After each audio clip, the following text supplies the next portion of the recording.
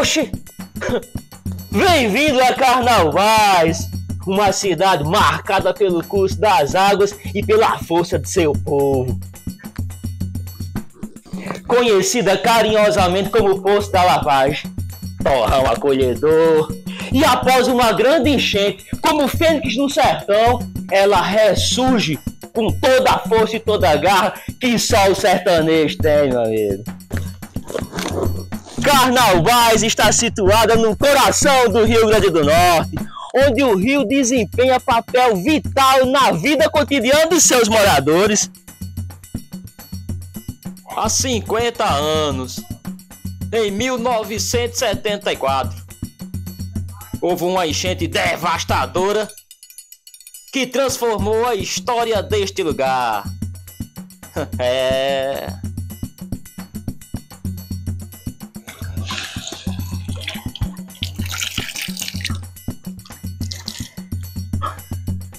As águas, que sempre foi fonte de vida e sustento, trouxeram destruição e dor.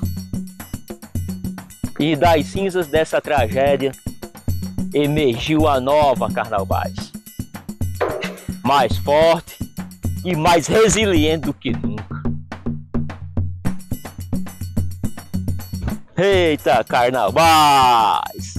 Se você ainda não conhece essa história, vem com a gente reviver as memórias dessa tragédia e celebrar meio século de renovação e de esperança. Vem embora!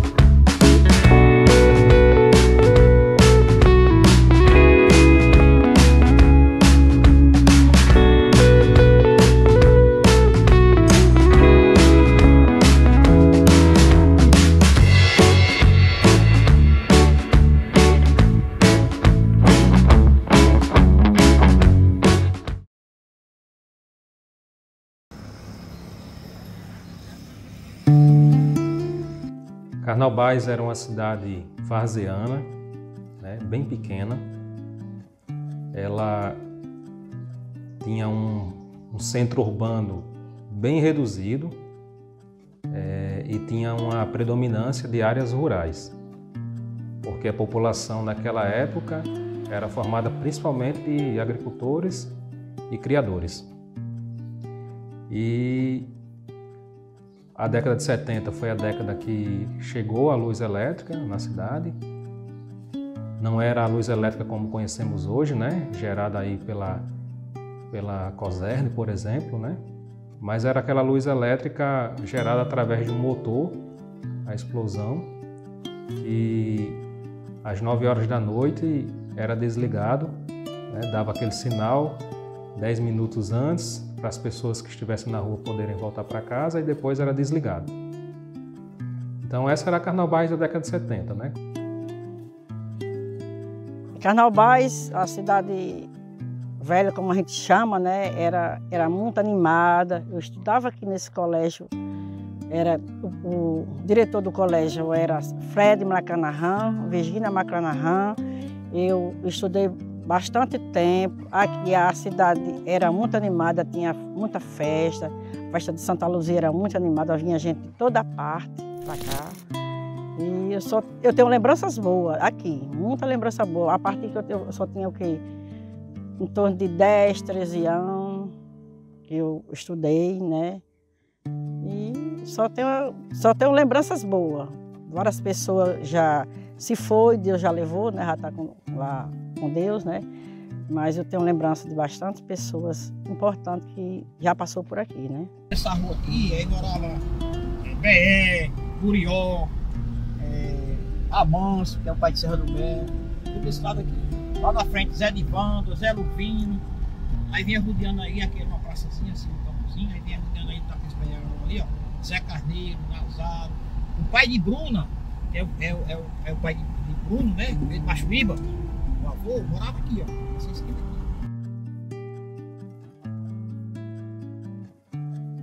Morava naquele pé de vasilha que você tá vendo ali, ó. Perto da barreira do rio.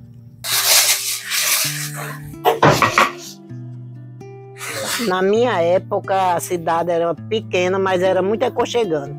Todo pessoal que chegava lá era bem acolhido. Que em comparação com essa daqui, cabe a outra dentro, mas eu sou mais a Cidade Velha, era outra coisa. As pessoas eram mais humanas. A Cidade Velha é uma memória que eu guardo para sempre dentro de mim. Eu tenho muita lembrança da minha cidade, minha velha cidade.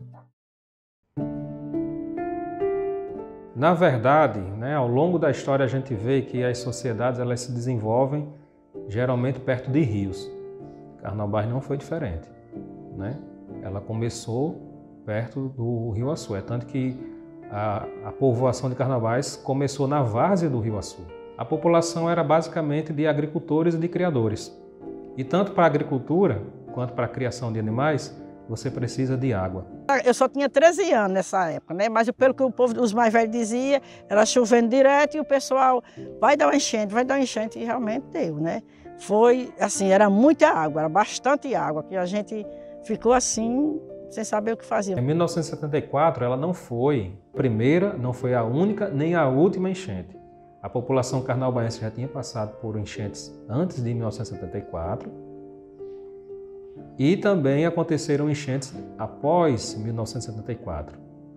Mas a enchente de 1974 foi marcante porque os mais antigos dizem que foi a maior que aconteceu. E eu acredito também que em 1974 Carnaubais já era cidade, né? Porque anteriormente, até 1963, Carnaubais não era cidade. Carnaubais era uma comunidade de açu.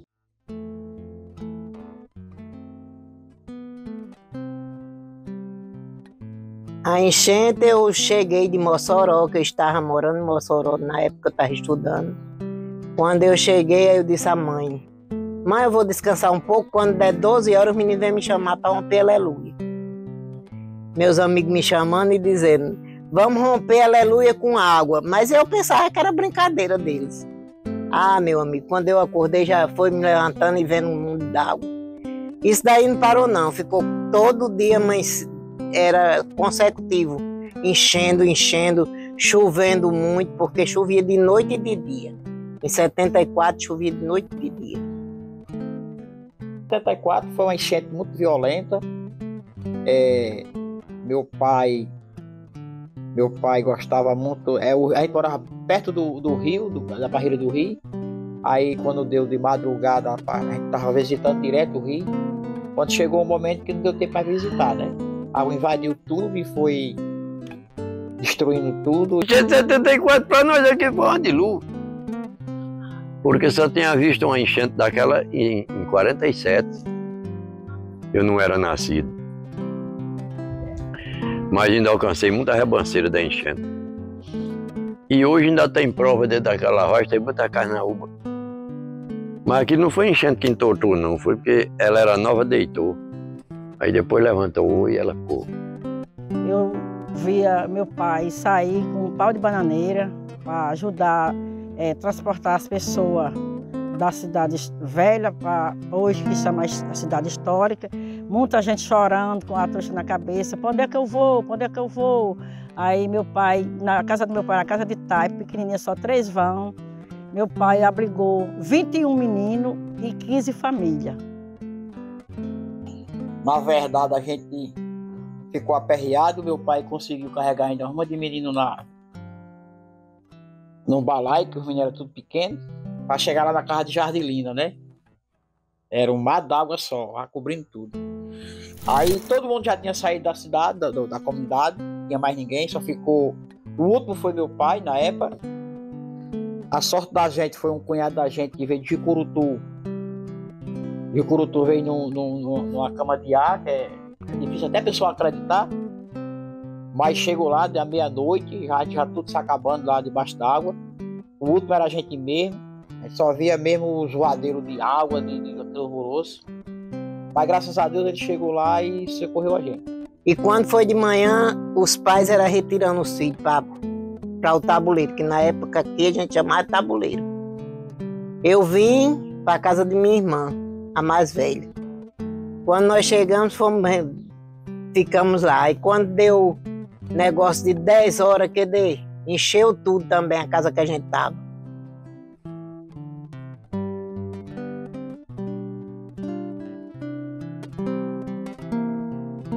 Eu trabalhei nas canoas. Canoa dentro desse carnavalzão, meu Deus, aqui. Porque era água desse tabuleiro aqui pro do outro lado. Não tinha onde botar os pés no seco em canto nenhum. Era gado, era porco, era galinha na carreira d'água no meio do mundo. A gente tirando as famílias, atrepada em pau, outros agarrados em mangueira. Ninguém dormia de noite. À meia-noite você viu claro no meio do mundo, era piraca em riba das canoas pra gente não peitar nas carnaúbas, nos paus. Então, meus pés rachou tudinho, ficou tudo da água, de noite e de dia trabalhando. Lembro de bastante coisa, assim, quando os aviões vinham, o exército descia para vir deixar a mercadoria, que não tinha água, a gente tinha que esperar água de chuva para beber, que as águas estavam tudo já barrenta, né? E no caso, a alimentação que eles traziam no avião, descia e doava para as famílias que estavam ali por perto. A gente ia pegar. Meu pai era um dos tais que trabalhava ajudando lá, despachando. Agora, a lembrança de lá era muito triste, porque o povo chegava na beira da lagoa e dizia assim: para onde é que eu vou? Para onde é que eu vou? Que não tinha que sair daqui, que não tinha mais espaço, tudo cheio d'água. Às vezes nós temos a impressão de que a mudança da várzea, a mudança do centro da cidade da várzea para o tabuleiro se deu de forma imediata. Tipo, as águas baixaram e as pessoas já pensaram na mudança, né? A enchente de 74 não foi a primeira nem a última cheia. Então era muito normal, muito natural acontecer as cheias, as pessoas saírem para a região mais alta, né, o tabuleiro, esperar as águas baixarem e depois voltar para a sua vida normal. Precisou haver um trabalho de convencimento das pessoas para mudarem para o tabuleiro, porque a vida delas era na várzea. Então, o pensamento inicial era voltar para a sua vida na várzea. Então, teve que haver um convencimento das pessoas virem morar no tabuleiro por ser um lugar mais seguro. Além disso, teve que haver o convencimento dos proprietários de doarem suas terras para que a nova cidade fosse construída, porque toda a região onde hoje se encontra a Nova Carnaubais era terreno, né? Era propriedade, né, de algumas famílias. E então, a enchente de 74 foi um divisor de águas. Nós temos uma história de Carnaubais antes de 1974 e nós temos a história de Carnaubais pós-1974, que vai desde a mudança do centro, do centro político, né, administrativo de Carnaubais, comercial, até os dias de hoje que nós vivemos.